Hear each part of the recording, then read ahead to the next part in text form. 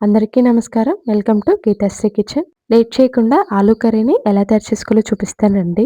ముందుగా ఒక మిక్సీ జార్‌లోకి 2 మీడియం సైజ్ టమాటాల్ని ముక్కలుగా కట్ చేసి వేసుకోవాలి. అలాగే 2 టేబుల్ స్పూన్ల వరకి వేయించుకున్న పల్లీల్ని వేసుకోవాలండి. కాస్త కొత్తిమీర, పెద్ద సైజ్ ఉల్లిపాయని ఇలా కట్ చేసి వేసుకోవాలండి. 1 టీ స్పూన్ వరకి కారాన్ని వేసుకొని మొత్తం అంతా కూడా ఈ విధంగా మిక్సీ పట్టేసి వేసుకోవాలండి. ఆలూ కర్రీని ఎప్పుడూ ఒకేలా చేసి బోర్ కొడితే ఇలా ట్రై చేయండి. చాలా టేస్టీగా వస్తుందండి.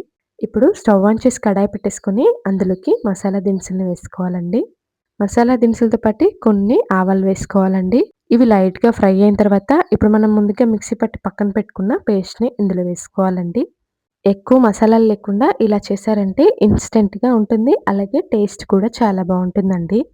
అంతా కూడా ఈ విధంగా కలిసేలా కలుపుకున్న తర్వాత ఇందులోకి పావు టీ స్పూన్ వరకి పసుపు, అర టీ స్పూన్ వరకి సాల్ట్ వేసుకోవాలండి. 3 పచ్చిమిర్చిని ఇలా చీల్చి వేసుకోవాలండి. ఇప్పుడు మొత్తం అంతా కూడా కలిసే విధంగా బాగా కలుపుకోవాలండి. అంతా కూడా కలుపుకున్న తర్వాత స్టవ్‌ని లో టు మీడియం ఫ్లేమ్‌లో ఉంచుకొని ఇక్కడ నేను చూపిస్తున్న విధంగా ఆయిల్ అనేది పైకి వచ్చే వరకు కుక్ చేసుకోవాలండి. ఈ విధంగా ఆయిల్ పైకి తేలిన తర్వాత ఇప్పుడు ఇందులోకి ఉడికించుకున్న పావు కేజీ ఆలూని ఈ విధంగా పైన తోలు తీసేసి ముక్కలుగా కట్ చేసి వేసుకోవాలండి.